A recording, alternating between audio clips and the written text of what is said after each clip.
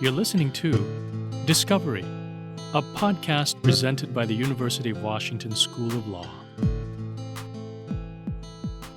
Welcome to Discovery, a University of Washington podcast where we interview the law school's faculty and distinguished guests from around the world. I'm your host, Annie Kuo. Today we have a real treat. We're interviewing one of our own, sitting here in the Gallagher Law Library with Professor Sanne Knudsen. She is the Stimson Bullitt Endowed Professor of Environmental Law, and her expertise is in administrative and environmental law. She is an alumna of Northwestern and the University of Michigan, and she joined the UW Law faculty in 2011. Welcome, Sanne, to the podcast. Thank you. Thank you for having me. So Sanne brought a book down to the library, showed us a bright green cover. It's called The Genius of Earth Day. And we thought, since we are posting this episode on the occasion of Earth Day here in April, that we could have Sanne share a fun fact about how Earth Day originated in Seattle, but that's not always well known around here. Well, no. And in fact, being an alumna of the University of Michigan, I'd always thought that Earth Day actually was credited as being a teach-in moment in the early 1970s, 69 actually, in Ann Arbor, Michigan, on the Michigan campus. But this book I have in front of me is called The Genius of Earth Day, and it's a book written by Adam Rome, and it talks about the genesis of Earth Day and kind of the prehistory and the really early days. And I was really excited to learn that Earth Day actually, he tells us, began modestly and on September 20th, 1969, in a speech that was made as part of a symposium by the Washington Environmental Council, which is one of our oldest and most well-known umbrella environmental organization here in Washington. And it started with a speech by Senator Nelson from Wisconsin. And so I think Seattle gets to take a little bit of credit, too, for planting the seed of Earth Day. I love what you did there with environment. So we're talking about environmental law and administrative law today. Thanks for sharing that tidbit about Earth Day. I probably could spot that cover from across the library. It's like a very bright green. We're going to talk about two of your specialties in the context of a little paper that you wrote in the Environmental Forum called Reclaiming Control. It's about the power created, to quote the paper, the power created by ambiguity in some broad congressional mandates to protect the environment that have then been sidestepped by the courts, the least democratic branch. Could you tell us more about why you decided to write this piece, Reclaiming Control? One of the reasons that I was really interested in writing this piece, and it kind of connects back to this genesis of Earth Day, was in thinking about the long history that we have in the United States in the conservation movement and in our environmental protection, not just movement and laws, but for how long it's been part of the roots of the United States, really, to think about environmental protection and conservation in our natural resource management laws like the Wilderness Act and in our pollution control laws like the Clean Water Act and the Clean Air Act. And it got me thinking about why, despite all of these laws that we have, who are, frankly, if you go and read them, they're very bold statements by Congress. They're comprehensive, they're deep, they provide a lot of regulatory tools for agencies like the Environmental Protection Agency. And yet, we continue to struggle sometimes in the implementation of these laws. And one of the places where we see that struggle is when we look at the courts, and especially what some of the modern courts have done in terms of interpreting these laws. And in particular, I'll call out the United States Supreme Court as being one of the institutions that sometimes approaches these laws with what other scholars have said is a bit of apathy or even hostility. So I was thinking about what is something that Congress can do, knowing that, Congress gives its voice of the people through the language of the laws that it codifies. And if we want to appreciate the voice that Congress has given to environmental protection, in the United States, it's a strong voice. It's a clear command. Now, environmental laws are always a balance, right? They're never one thing because we're trying to figure out how humans fit into the environment in which we live. But nonetheless, the laws are particularly strongly worded and comprehensive. And I thought about what we can do for Congress to reclaim part of the strength of that voice that originated in many of these statutes that have been passed nearly a half a century ago. So that's really what I was thinking about when I was thinking about what Congress can do to double down on the strength of these laws without having to go back and tweak or amend or rewrite or reaffirm each individual statute. I like that there's this call for Congress to reclaim its voice. You mentioned in your paper that there are 3 precepts behind that call at the heart. I think you just provided some examples of these purpose statements, these like vast and strong congressional mandates where the argument is that the legislative text means what it says. Congress means what it says. Could you tell us more about the precepts at the heart of this call for Congress to strengthen its voice or to get it back, get the power back? Yeah, this call really sits at the intersection of what I called 3 precepts. One is that environmental law is indispensable to a well-ordered society.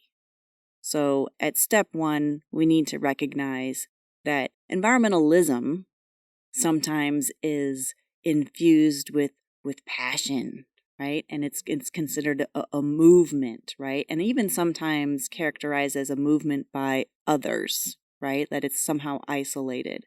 Environmental law, I claim, is just a rational response to the fact that we live in a world that does not have an endless supply of resources, right? The earth doesn't have an endless supply of timber, and our waterways don't have an endless capacity to receive waste. And so environmental law, kind of in its most boring form, is just a pragmatic response to the fact that we need rules around the use of resources. And so that's one of my preliminary precepts, because it leads into the second precept, which is like, well, if we need environmental law, then we would expect Congress to have adopted those kind of foundational laws.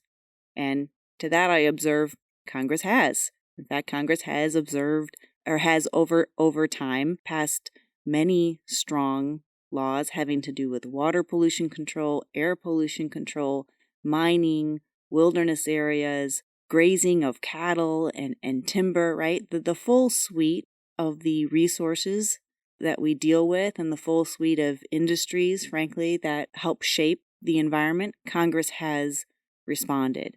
And on that point, that's where I say, Congress has spoken, and it has spoken strongly. And part of the job here is to understand that Congress said what it meant, and it meant what it said. And so part of the call for Congress to reclaim its voice is for Congress to remind the courts, especially, the courts is really who I have my eye on in this piece, that Congress did mean what it said, that frankly the comprehensive nature of environmental laws, which sometimes get critiqued as overregulation or overreaching, the comprehensive nature of environmental laws is actually a feature, not a bug, of environmental laws. And therefore, the courts actually need to step up and start respecting that. And they would if they understood the entire portfolio of the laws and if they accepted the fact that time and time again, Congress, through these legislatively backed commitments, has prioritized conservation and environmental protection in the United States.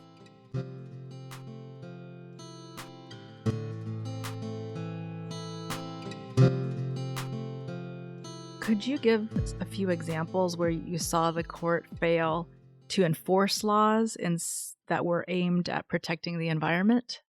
Yeah, and one of the more recent examples, and this is example maybe not so much of the court failing to enforce, but where the court approaches environmental laws in a way that is not as engaged with the text of the laws, with the purpose of the laws, and with kind of the larger legal landscape of these environmental laws in mind. And the case that I have in mind is the case from last June that the U.S. Supreme Court decided, West Virginia versus EPA, which is a case that's already infamous. It's already been getting a lot of airtime. But in this context, I talk about that case. Now, just a little bit of background. That case dealt with the Clean Air Act, and the court was reviewing an Obama-era EPA regulation that folks know as the Clean Power Plan.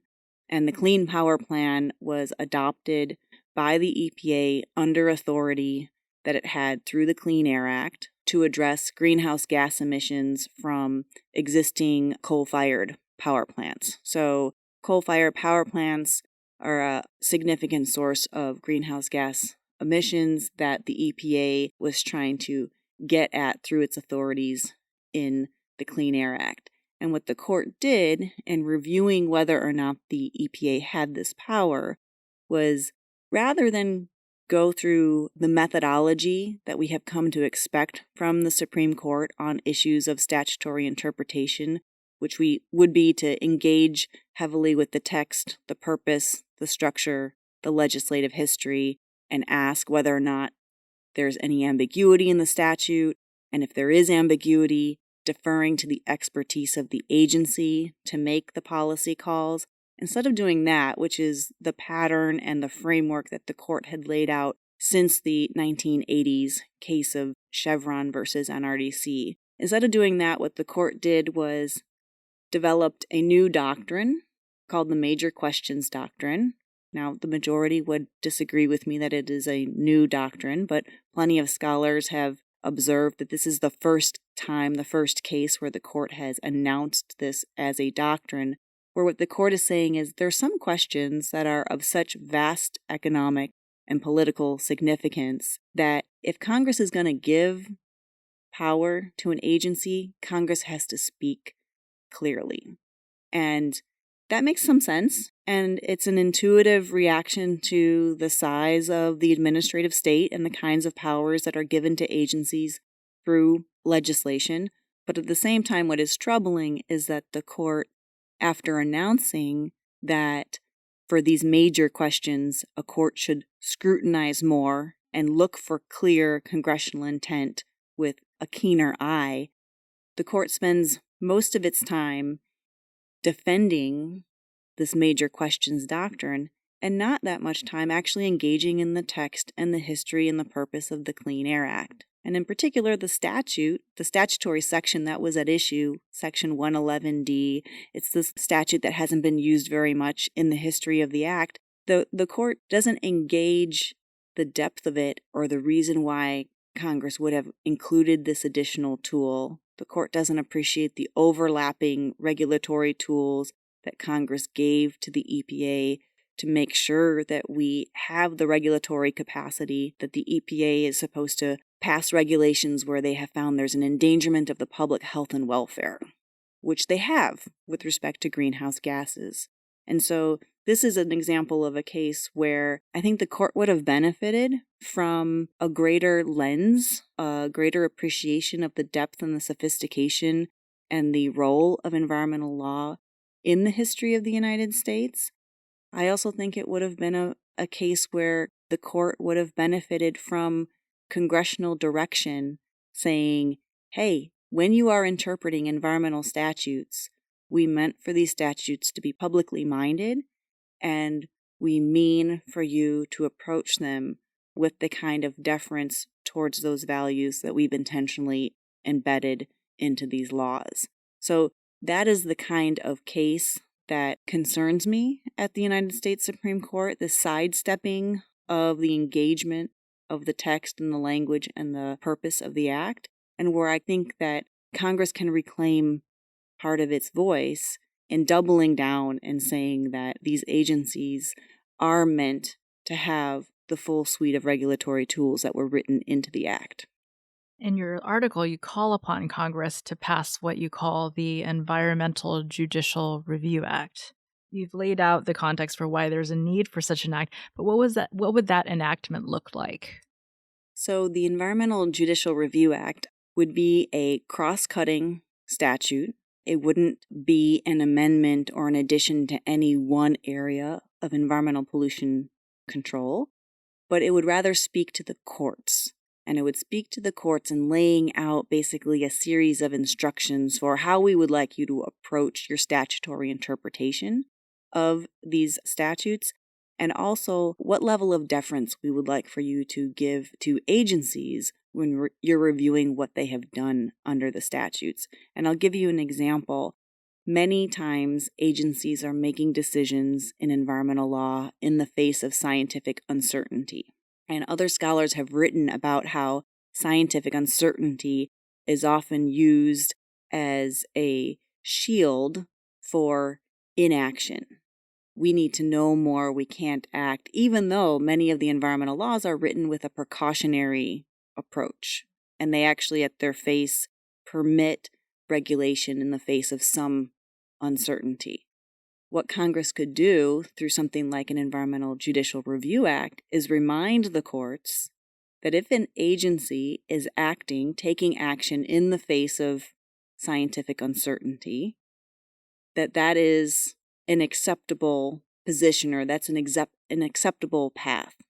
By contrast, if an agency is looking at scientific uncertainty and using it as a shield, a reason not to act, Congress could tell the courts, we want you to be extra skeptical. We want you to scrutinize more if the agency is using scientific uncertainty as a reason for inaction. And the reason I use that example is because I think it's important to appreciate that in environmental law, inaction often translates to harm. A more recent example, under the Food Quality Protection Act, for 14 years, an environmental NGO petitioned for and fought for the EPA to ban a widely used pesticide called chlorpyrifos, and it took 14 plus years to work its way through the courts just to have the courts tell the EPA, yes, in fact, there is no safe level of pesticide residue, and you need to make a decision. You need to ban chlorpyrifos under the reading of the statutes. And that's a situation where I use that as an example of how delay in those 14 years, we had the pesticide on the market, right? And so delay in environmental law often translates to harm, which is why when courts approach inaction in environmental law, perhaps they need to be operating under a different set of instructions than the ones they operate under when it comes to tax or SEC disclosures or anything else that the federal agencies do. So part of what I'm doing here is I'm calling for a special set of rules for courts to adhere to in the area of environmental law, because environmental law requires that and is a different beast. I'm wondering if you could clarify, what power does Congress have and not have? Also, in your paper, you noted that some of the application of administrative doctrines, rather than wrestling with the merits of a case, aren't always intentional. Like the sidelining of environmental values is not always intentional, but because they're so intertwined, this kind of happens. I wonder, in balancing out administrative and environmental law, what power does Congress have, and then what can it? It's not touchable. Yeah, and I'm glad that you raised directly the issue of administrative law, because you're right. Part of what I'm trying to do in this paper is to articulate how environmental law and administrative law should be fit together in a way that furthers both administrative law values of judicial review and transparency and keeping agencies in check with environmental law values of environmental protection and conservation management. And I argue in this paper that there are times when the courts have allowed administrative law to play an outsized role in shaping environmental policy. And so I'm glad that you raised administrative law directly. Your question, I recognize, is in that space at the intersection of environmental and administrative law, what can Congress do and not do? And it's true, there are some administrative law doctrines that stem directly from the Constitution. So some of our doctrines of standing, which control what kind of plaintiffs can bring what kinds of suits. It makes sure that, frankly, courts are hearing actual cases and controversies and the plaintiff is actually harmed by whatever it is that the agency or the defendant is doing. Those kinds of standing doctrines, because they come from constitutional roots and because they are the U.S. Supreme Court interpreting constitutional limits, Congress obviously can't legislate around the Constitution. But there are places where Congress can legislate.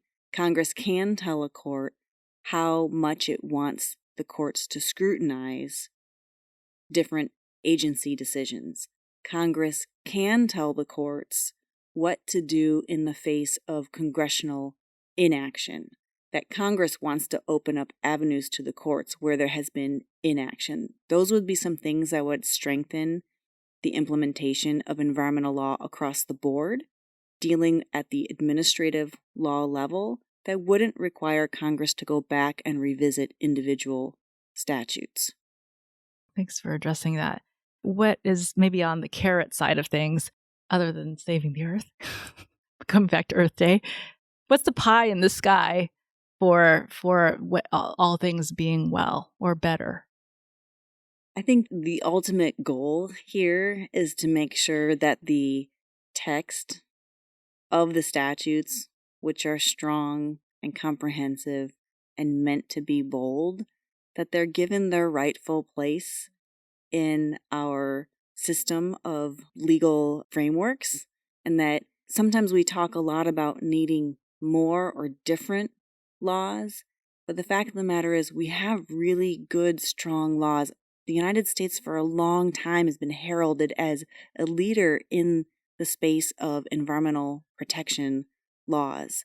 Sometimes the rhetoric of environmental regulation being burdensome and it puts environmental laws on the back foot, having to defend themselves. And so I think that the pie in the sky here, the goal is really a reaffirming of these values and a recommitment to the strength of the laws that we have.